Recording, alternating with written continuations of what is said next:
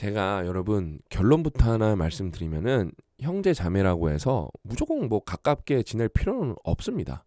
더 깊게 들어가면은 형제 자매가 날 힘들게 한다? 거리를 두는 게 무조건 맞습니다. 왜냐면 저는 이런 사례를 너무 많이 봤기 때문에 형제 자매 때문에 힘들어하는 경우를 너무 많이 봤어요.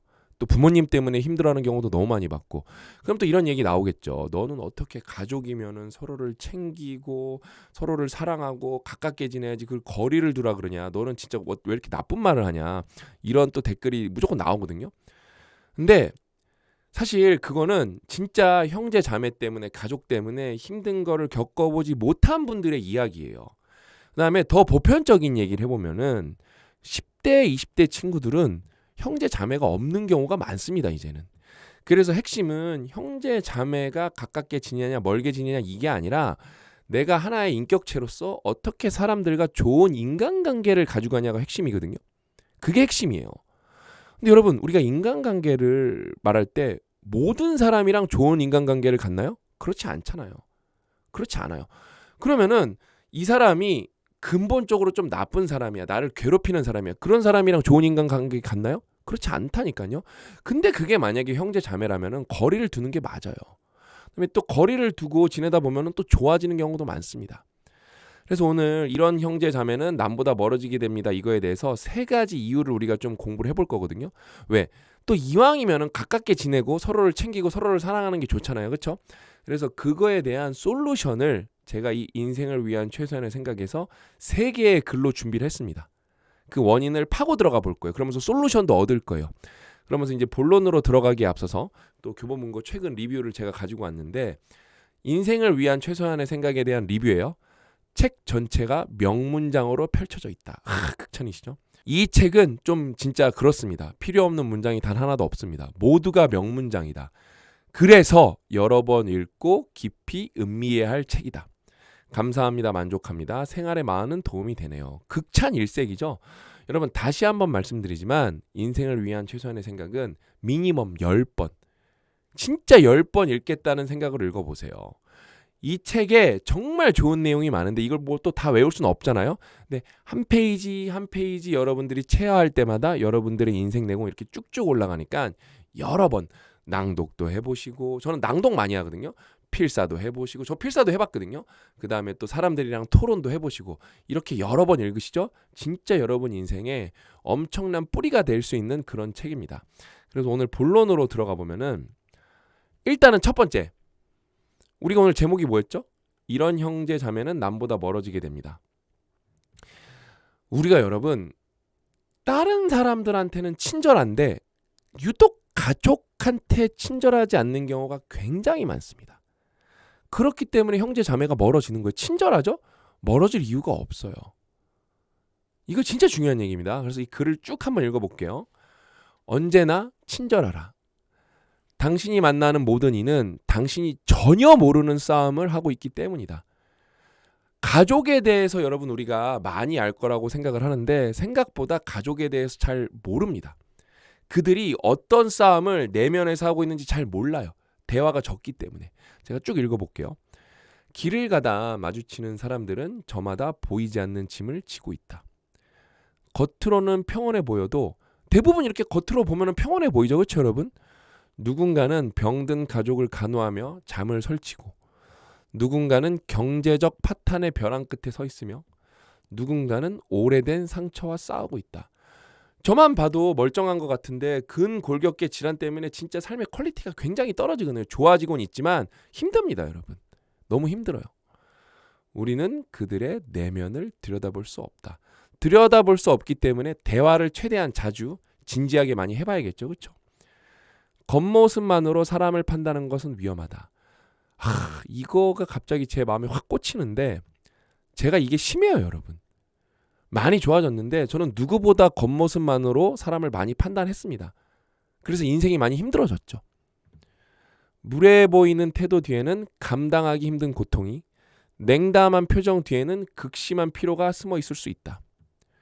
우리가 보는 것은 빙산의 일각일 뿐이고 수면 아래에는 우리가 상상할 수 없는 무게가 가라앉아 있다.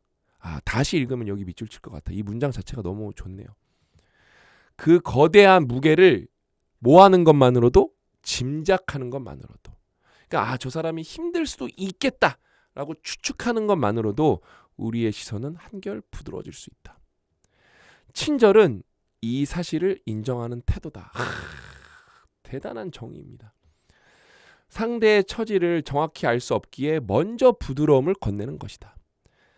작은 친절 하나가 누군가에게는 하루를 버틸 힘이 될 수 있고, 사소한 따뜻함이 절망의 끝에 선 사람에게는 희망의 증거가 될 수 있다.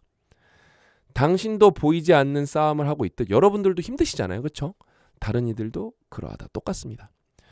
판단하기 전에 이해하려 하고 화내기 전에 공감을 떠올려보자. 친절은 타인의 고통을 헤아릴 줄 아는 성숙함이다.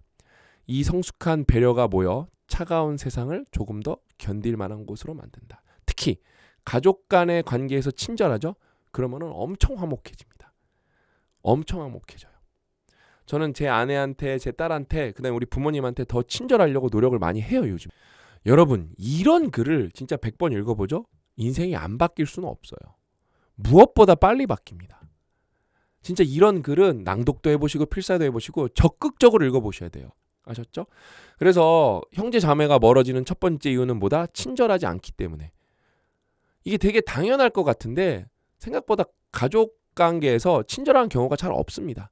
오히려 그 어떤 사람한테보다도 무례하죠. 저도 그래요. 저도 거기서 벗어날 수 없습니다. 그래서 노력을 해야겠죠. 이런 글을 읽어가면서. 그다음에 이제 두 번째, 지식의 부족보다 더 큰 해를 끼치는 것은 관심의 부족이다. 그러니까 우리가 생각보다 가족한테 관심이 없는 경우가 많고, 특히 형제 자매한테는 관심이 아예 없는 경우가, 특히 성인이 되면은 그런 경우가 너무 많죠. 지식은 세상을 해석하는 도구일 뿐이지만 관심은 세상을 살아있게 만드는 동력이다. 관심이 뭐다? 세상을 살아있게 만드는 동력이다. 무지는 배움을 통해 채울 수 있는 빈 공간에 불과하나 무엇에도 마음을 두지 않는 냉소는 삶의 본질을 뿌리채 고사시킨다. 우리를 진정으로 가난하게 만드는 것은 대상을 향한 따뜻한 시선과 열망의 실종이다. 이 실종이 우리를 가난하게 만들죠. 지식의 부족은 개인의 시행착오에 머물지만 관심의 부족은 타인의 아픔에 대한 방관으로 이루어진다. 진짜 문장의 깊이가 장난 아니죠, 여러분. 그렇죠? 고통받는 이에게 필요한 것은 그 원인을 분석하는 지식보다 그를 도우려는 마음의 움직임이다. 관심이 사라진 곳에서는 고도화된 정보조차 사람을 살리는 지혜로 치환되지 못한 채 차가운 논리로만 남을 뿐이다. 지식보다 앞서 가꿔야 할 것은 대상을 깊이 들여다보는 사랑 어린 시선이다. 지식은 대상을 분석하지만 관심은 대상과 연결되기 때문이다. 고통의 비밀 여러분 책 읽어보죠. 이거 관련돼서 의학적 근거가 많이 나옵니다. 진짜 많이 나와요. 고통의 비밀 나중에 여러분 꼭 읽어보세요. 진짜 좋은 책이에요. 세상의 수많은 비극은 상관없다는 무감각에서 비롯된다. 더 많이 아는 것보다 더 깊이 마음이 두는 것이 먼저다. 지식은 언제나 배울 수 있지만 관심을 잃은 마음은 쉽게 되돌릴 수 없다. 그래서 여러분, 내가 누군가를 좋아하는 마음이 있죠? 그럼 웬만한 문제는 다 해결이 됩니다. 근데 우리는 그 마음이 잘 없어요. 그 마음이 어디에만 있냐? 나를 생각하는 마음만 점점 강해지는 것 같아요. 그래서 나르시시스트도 많아지는 것 같고. 근데 그게 그럴 수밖에 없는 게 소통 자체가 근본적으로 줄어들고 있고 우리가 다 매트릭스 속에서 살고 있기 때문에 뭐 관심이 솔직히 부족 정도가 아니라 메말라가고 있죠. 그렇죠? 되게 안타까운 현실인 것 같아요.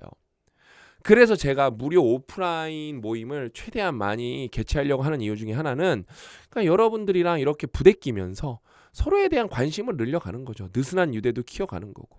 그럼 되게 행복해지거든요. 그래서 두 번째 이유보다 가족이, 특히 형제 자매가 멀어지는 이유는 관심의 부족. 그 다음에 관심의 부족 정도가 아니라 애초부터 관심이 없었다, 가족한테. 그러니까 당연히 멀어질 수밖에 없고 조금만 문제가 생기면은 그 사람에 대한 마음이 없기 때문에 그게 다툼으로 쉽게 번진다. 이걸 꼭 말씀드리고 싶었어요. 그다음에 이제 마지막 세 번째. 이거 너무 공감됩니다. 특히 형제자매가 멀어지는 상황에서는 이 명언이 진짜 뼈를 때립니다. 제가 쭉 읽어드릴게요. 우리는 서로에게 소리를 지르는 것을 멈출 때까지 즉 우리의 말과 목소리가 잘 들릴 수 있을 정도로 조용히 말할 때까지 서로에게서 배울 수 없다.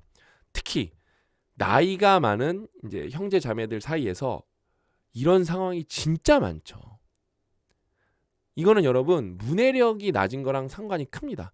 그러니까 조용히 말해도 설득이 되면은 크게 소리를 지를 이유가 없거든요. 근데 조용히 말해도 애초에 서로 무슨 말하는지 모르기 때문에 내가 더 크게 말하면은 상대방이 더 잘 알아들을 거라는 아주 진짜 말도 안 되는 착각에 빠져 있는 거죠. 제가 쭉 읽어드릴게요. 소통의 본질은 듣는 것에 있다. 그럼에도 우리는 종종 더 크게 말하면 상대가 받아들일 것이라 착각하며 목소리를 높인다. 저도 그래요. 무의식 중에 이게 박혀 있습니다. 그래서 정말 반성을 하고 셀프 피드백을 가져가면서 아, 목소리 키우면 안 된다. 목소리 좀 작게 해야겠다. 이런 걸 자꾸 의식해야 돼요. 안타깝게도 소리를 지를수록 우리는 서로에게 멀어질 뿐이다. 근데 우리는 어떤 생각을 가지고 있어요? 소리를 크게 해야 더 내가 의사소통이 잘 될 것이다라는 이런 착각 속에 빠져 있는데 현실은 어때요? 소리를 지를수록 더 멀어지죠. 고함은 귀를 막게 만들고 감정은 이성을 가리며 결국 아무도 배울 수 없는 공허한 대립만 남는다. 조용히 말한다는 것은 단순히 목소리를 낮추는 것에만 국한되지 않는다. 그것은 상대를 적이 아닌 배울 상대로 보는 태도의 전환이며 내가 틀릴 수도 있다는 겸손함을 받아들이는 마음가짐이다. 여기도 마음이 나오네요. 그렇죠? 조용한 목소리는 상대에게 안전함을 주고 이거 진짜 임팩트가 큽니다, 여러분. 조용한 목소리는 상대에게 안전함을 주고 그 안전함 속에서 진실한 교류가 일어난다. 우리가 강요하지 않을 때 상대도 저항하지 않으며 부드러운 말은 오히려 더 강하게 마음에 새겨진다. 다시 읽으면 여기 밑줄 칠 것 같아요. 근데 여러분 제가 이거 3번 밑줄 긋다가 이거는 진짜 밑줄 결국에 다치겠구나 해서 멈췄어요. 이 책은 여러분 읽다 보면은 결국 밑줄 다치게 됩니다. 대화의 울림은 목소리의 크기가 아닌 경청의 깊이에서 나온다. 상대를 이기려는 욕망을 내려놓고 서로의 주파수가 맞닿는 고요함 속에서 우리는 비로소 타인의 지혜를 온전히 받아들인다. 소리를 지르는 자는 자신의 메아리에 갇히지만 차분하게 말하는 자는 경계를 허물며 더 넓은 이해로 나아간다. 이것이 올바른 소통의 본질이다. 가족 간에 특히 형제 자매 간에 사이가 멀어지는 이유 서로 소리 지르니까 대화가 안 되니까 더 깊게 말하면 안타깝죠. 그렇죠? 그래서 목소리만 차분하게 해도 좀 목소리만 낮춰도 관계가 나빠질 이유가 없죠. 되게 중요한 얘기입니다, 여러분. 진짜 이런 글은 50번, 100번 읽어보셔야 돼요. 아셨죠? 그래서 여러분 글이 다 너무 좋잖아요. 그렇죠? 그 비결이 어디에 있다? 거인을 읽다가 뿌리기 때문에 그렇습니다. 이제 거인을 읽다 읽는 분들 많이 또 생기고 계세요. 인생을 위한 최선의 생각은 지금 정말 많은 분들이 읽었고 이거 읽은 다음에 이게 여기에서 나왔다고 아신 다음에 이 명언집으로 넘어가시는 분들이 많습니다. 거인을 읽다는 여러분 해설은 없고 순수하게 명언만 1400개 있는 명언집이에요. 영어 원문이랑 같이 있습니다. 그래서 이렇게 읽으면은 스펙트럼이 확 넓어지고 이렇게 읽으면은 깊이가 깊어집니다. 그래서 진짜 여러분 거인을 읽다는 이게 되게 함축적인 이야기이기 때문에 명언 중심 이야기이기 때문에 이런 책도 인생에서 한 번은 꼭 읽어보셔야 돼요. 배울 게 너무 많습니다. 제가 거인을 읽다 아무 페이지나 펴서 그냥 가져온 거거든요. 아무 페이지나. 완전한 소유는 오직 주는 것만으로 증명된다. 진짜 이거 진리입니다. 진리. 당신이 줄 수 없는 모든 것이 당신을 소유하고 있다. 이건 뼈까지 때리네요. 그렇죠? 이거는 여기에 인생을 위한 최소한의 생각의 글도 있죠. 문제를 해결하지 못하더라도 토론하는 것이 토론 없이 문제를 해결하는 것보다 낫다. 이거는 가족 문제랑도 연결이 되네요. 그렇죠? 지구는 광활한 우주 위에 올려진 아주 작은 무대일 뿐이다. 칼 세이건 다운 얘기네요. 그렇죠? 가격은 당신이 지불하는 것이다. 가치는 당신이 얻는 것이다. 우리 현자, 우리 버핏 선생님 그렇죠? 문제가 중요하다고 직감이 더 정확해질 거라 생각할 이유는 없다. 이렇게 착각하는 경우가 많습니다. 오히려 반대일 수도 있다. 중대한 문제일수록 격한 감정과 성급한 행동 욕구가 따라올 가능성이 높다. 데니얼 카너만.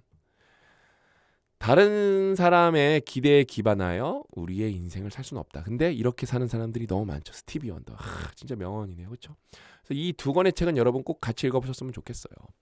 그래서 오늘 영상을 통해서 많은 분들이 좀 위로받았으면 좋겠고 그다음에 이왕이면 또 형제 자매가 친하게 지내는 것도 좋잖아요. 근데 저는 다시 한번 말씀드리지만 친하게 무조건 지내야 된다는 이유도 법도 없습니다. 왜냐면은 형제 자매가 나를 괴롭힌다면은 거리를 두는 게 맞습니다. 거리를 두는 게 맞아요. 그거는 사실 부모님이 좀 중재를 해주셔야 되는데 부모님이 중재를 안 해준다. 그럼 거리를 더 멀리 두는 게 맞습니다.